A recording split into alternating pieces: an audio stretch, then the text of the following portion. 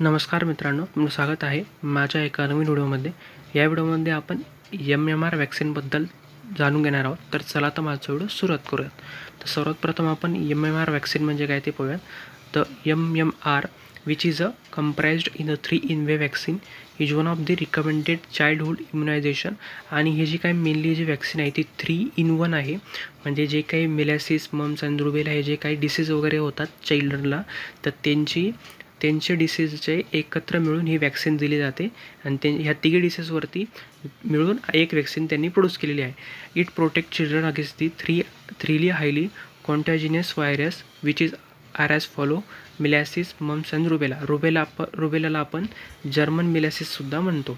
तर मेनली ही चिल्ड्रनमध्ये जे काही 3 डिसीज होतात, तर मिलॅसिस, मम्स अँड रुबेला, त्या डिसीजवरती जे काही सायंटिस्ट होते त्यांनी एकच वॅक्सिन तयार केली. तिला म्हटलं तर MMR वॅक्सिन. तर मेनली आणि ही जी वॅक्सिन आहे ती चिल्ड्रन्सला दिली जाते. तर मेनली मिलॅसिस म्हणजे काय? The member of the family paramyxoviridae transmitted from person to person by direct contact with respiratory droplets or airborne spread. हे जे काय जो व्हायरस आहे तो mainly person to person direct कॉन्टॅक्टमध्ये जर आलं, जे काही रेस्पिरेटरी ड्रॉपलेट्स वगैरे आहे, तर एअरबॉर्न हा सुद्धा स्प्रेड होतो. पर्सन टू पर्सन हा जो काय व्हायरस आहे तो स्प्रेड होतो. Cause a rash, cough, runny nose, eye irritation आणि fever in the most people. आणि जे काही मेले त्याचे सिम्टम्स वगैरे जे काय आहे त्याच्यामध्ये रॅश वगैरे होतं, कफ वगैरे होतो, नाक जास्त गळतं आपलं, त्याच्यानंतर डोळे दुखतात वगैरे. त्याच्यानंतर काही प्रमाणामध्ये काही लोकांना फीवरसुद्धा जाणून येतो मिलॅसिसचं जर इन्फेक्शन झालं असेल. तर आता मम्स म्हणजे काय? The mumps virus is a member of the paramyxoviridae family. The cause of fever, headache and inflammation of the gland under the jaw. आणि जे काही इन्फेक्शन वगैरे कॉज करतो हा जो मम्स आहे तो फीवर, हेडॅक, जे काही ग्लँड्स वगैरे आहे त्याच्या अंडर द जॉ, त्याच्यामध्ये इन्फ्लामेशन वगैरे जे आपल्याला पाहायला मिळतं. तर आता rubella is a German measles is in the togaviridae family. The rubella is a illness transmitted through a direct or droplet contact from the nasopharyngeal secretion characterized by a rash, low grade fever. तर mainly हे जे काही rubella जो आहे तो illness transmitted through direct जो काही आहे तो डायरेक्ट ट्रान्समिट होतो ड्रॉपलेट थ्रू.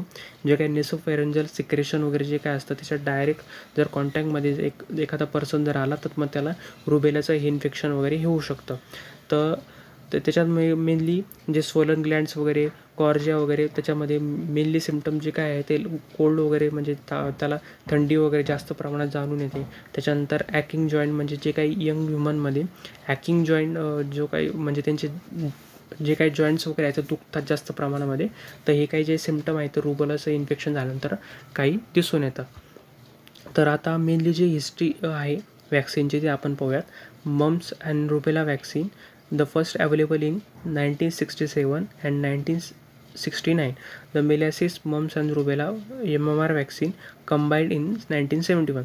तर फर्स्टली या दोन जे काही डिसीज आहे मम्स आणि रुबेला त्याच्यावरती फर्स्ट अवेलेबल वॅक्सिन ही तयार झाली. आणि नंतर मग या तिघींची वॅक्सिन 1971मध्ये तयार झाली. Develop by Maurice Hilleman and while at Merck यांनी इन लेट 1960ला हे जे काही आहे या दोन सायंटिस्टने हीच वॅक्सिन प्रोड्यूस केली. In the United state the vaccine was finish in the 1971. तर जे काही 1971मध्ये युनायटेड स्टेटमध्ये ही जी वॅक्सिन आहे ती लोकांना म्हणजे काही चिल्ड्रन्स वगैरे किंवा ज्यांना इन्फेक्शन होते त्यांना दिली गेली. आणि याचा सेकंड डोस जो आहे तो इंट्रोड्यूस करण्यात आला 1989मध्ये. तर ही काही जी काही त्याची होती हिस्ट्री. आता त्याचं डेव्हलपमेंट, फॉर्म्युलेशन, ॲडमिनिस्ट्रेशन कसं होतं ते आता आपण पाहूयात.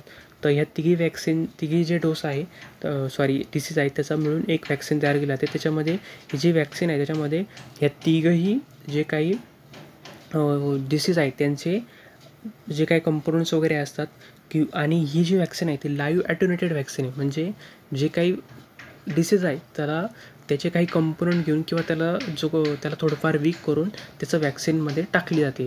तर मेनली ह्या तिघही जे डिसीज कॉजिंग जे पॅथोजन आहे किंवा व्हायरसेस आहे ते त्या एका वॅक्सिनमध्ये टाकले जातात.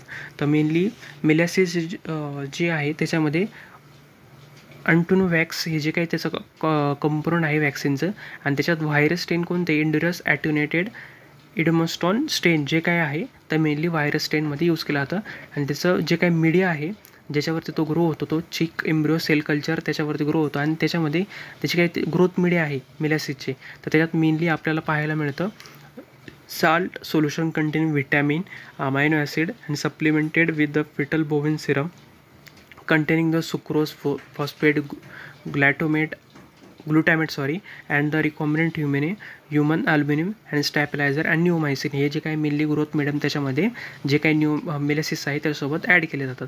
तसंच त्या वॅक्सिनमध्ये मम्स वॅक्स हे जे काही कंपोनंट आहे, त्याच्यानंतर त्याची जी व्हायरस स्ट्रेन आहे ती जर्नल लाईन बी लेवल स्ट्रेन हे जे त्याच्यामध्ये वापरली जाते. याच्यातसुद्धा जे काही त्याची ग्रोथ वगैरे असते त्याचं प्रोपगेशन हे चेक एम्ब्रिओ सेल कल्चरमध्ये केलं जातं आणि त्याच्यामध्ये सेम याच्यामध्ये ग्रोथ मिडियम हे यूज केलं जातात.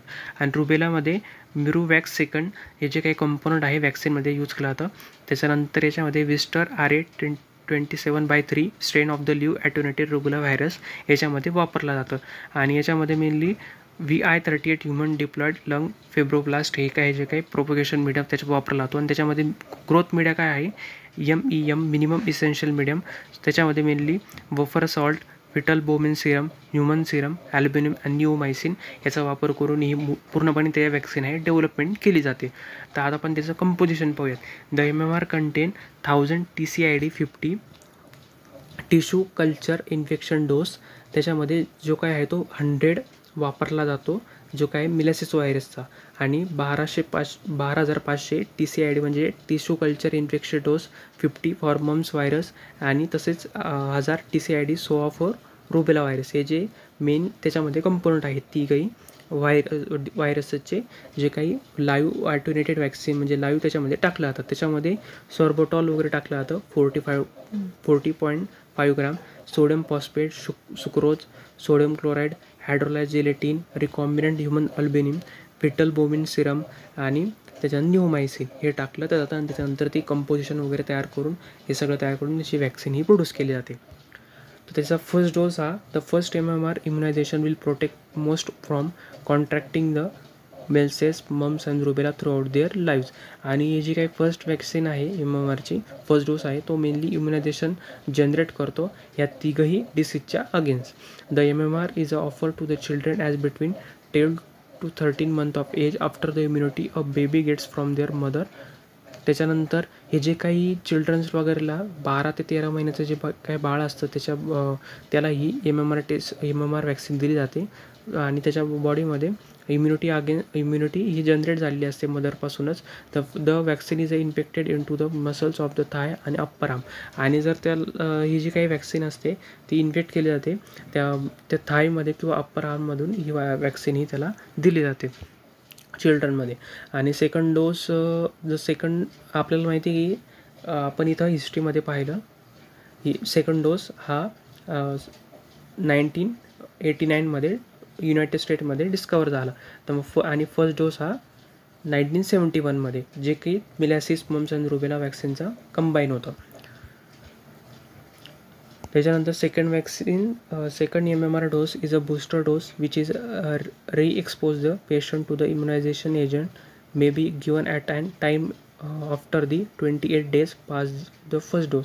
आणि फर्स्ट डोस झाल्यानंतर 28 दिवसांनी ही दुसरी वॅक्सिन दिली जाते. आणि त्याच्यानंतर also recommended to cover those individual who not have a receive. आणि जे काही जणांनी घेतली नसेल तर सेकंड डोस ही त्यांना जर दिली तर मग त्यांच्या बॉडीमध्ये ऑलरेडी अँटीबॉडी तयार होतील. आणि मग इन फ्युचर जर त्यांना जर इन्फेक्शन झालं यात मल्स किंवा मिलॅसिस किंवा रुबेलाचं तर मग त्यांची बॉडी त्याच्या अगेन्स्ट फाईट करू शकेल. Adequate protection from their first MMR. आणि जर फर्स्ट वॅक्सिन घेतली नसेल तर सेकंड वॅक्सिन ही जी काही बूस्टर डोस आहे तो जर घेतला तर ह्या तिघी डिसीज जे आहे ते इन फ्युचर एखाद्या पर्सनला होऊ शकणार नाही. तर सेपरेट आणि कंबाईन वॅक्सिन जर आपण घेतली, जर कंबाईन वॅक्सिन जर घेतली MMR2 इंजेक्शन आपल्याला घ्यावं लागतात MMRचे, कारण की 2 डोस आहे त्याचे. आणि व्हेरी लो रिॲक्शन त्याच्यामुळे रिस्क रिॲक्शन राहतं. Effective protection against the disease या तिघी डिसीजच्या अगेन्स्ट ती प्रोटेक्टिव्ह होते. आणि जर सेपरेट वॅक्सिन घेतली तर प्रत्येकाचे 6 इंजेक्शन आपल्याला घ्यावे लागतात. मिलॅसिसचे 2, मम्सचे 2 आणि रुबेलाचे 2. Increase the risk of disease. आणि जर याच्यामुळे काही प्रमाणात डिसीजसुद्धा इन्क्रीज होतो. त्याच्यानंतर कारण की एवढे 6 जर आपल्याला घ्यायचे, आपण कोरोनामध्ये 2 घ्यायला आपल्याला हे होत होतं. तर मग ह्या ज्या 6 इंजेक्शन घ्यायचे, तर म्हटलं तर मग मग याच्यामुळे जे काही डोसेस वगैरे आहे 28 दिवसांनी घ्यायचे, तर मग त्याचे मिसिंग वगैरे होऊ शकतं. कोण लक्षात ठेवणार आहे? तर मग increase the risk of a local reaction at a injection site, increase the trauma to child. आणि त्याच्यामुळे ट्रॉमा वगैरे जे काही होण्याचे चान्सेस जास्त त्या चिल्ड्रनला होऊ शकतात, कारण की 6 इंजेक्शन घ्यायचे ते एवढं लहान बाळाला. तर मग ही जी काही कंबाईन वॅक्सिन आहे ते मेनली यूज केली जाते. त्याचे 2 डोसेस हे दिले जातात. प्रत्येक जे काही ज्याला इन्फेक्शन होणार आहे इन फ्युचर, त्याला प्रत्येकाला ही MMR दिले जाते वॅक्सिन. आणि त्याचे आपल्याला प्रत्येकाला माहिती आहे, आपण कोरोना व्हायरसची जी वॅक्सिन वगैरे घेतली त्याच्या काही जणांना हेडॅक, फीवर किंवा डोकेदुखी वगैरे होणं किंवा त्यांचा तो हात आहे तो दुखणं वगैरे हे नॉर्मल त्याच्यामध्ये साईड इफेक्ट आपल्याला जाणवत होते. तर मेनली याच्यामध्ये 3 आपल्याला प्रॉब्लेम जाणवतात. माइल्ड प्रॉब्लेम, मॉडरेट आणि सर्व्हर प्रॉब्लेम याच्यामध्ये जाणून येत होते. तर मग माइल्ड प्रॉब्लेममध्ये fever, mild rash, swelling of glands in cheeks or neck. तर माइल्डमध्ये रॅशेस वगैरे येणं, तिथे आपण जी घेतली वॅक्सिन तिथे फीवर किंवा ताप वगैरे येणं, किंवा त्या माणसाला तिथे जिथं ते घेतलेलं आहे तिथं आणि जे काही नेक वगैरे चिक्स वगैरे आहेत ती ग्लँड वगैरे फुगून जात होत्या. तर मॉडरेट प्रॉब्लेममध्ये त्याच्यानंतर seizure cause by the fever, temporary pain and stiffness in the joint, आणि पेन वगैरे जास्त होत होता, त्याचे जॉईंट वगैरे दुखत होते खूप. त्याच्यानंतर सर्व्हर ॲलर्जेटिक रिॲक्शन काही जणांना दिसलं, तर डिफिनेस म्हणजे कमतरता वगैरे दिसल्या. त्याच्यानंतर लाँग टर्म सीझर आणि कोमा वगैरे म्हणजे जाण्याचे चान्सेस जास्त प्रमाणात म्हणजे काही जणांना हे इफेक्ट दिसून आले. तर हे काही जे काही साईड इफेक्ट आहेत त्याच्यावरती सुद्धा काही ट्रीटमेंट आहेत. तर मग you can treat the fever keeping the toddler cool and by offering a lots of drink to keep hydrated. आणि जर फीवर जर आपल्याला असेल तर मग की आपली जी बॉडी आहे ते आपल्याला पाणी पीत वगैरे राहिलं पाहिजे, ती हायड्रेटेड प्रोसेसमध्ये ठेवली पाहिजे. Soak a wash cloth in ice cold water and pat of the part of the body where the rash was cover. आणि रॅशेस वगैरे जर आली असेल तिथं जर आपण जे काही कोल्ड वॉटरचा क्लॉथ वगैरे जो सोक करून जर लावलं तर मग ते जे काही साईड इफेक्ट आहे ते आपल्याला कमी करता येईल. हे काही ट्रीटमेंट आहे. आणि जी MMR वॅक्सिन आहे ती कशी प्रोड्यूस झाली, त्याचं हिस्ट्री वगैरे काय आहे ती आपण या व्हिडिओमध्ये जाणून घेतली. जर तुम्हाला माझा व्हिडिओ आवडला असेल तर नक्की लाईक करा, शेअर करा आणि सबस्क्राईब करायला विसरू नका.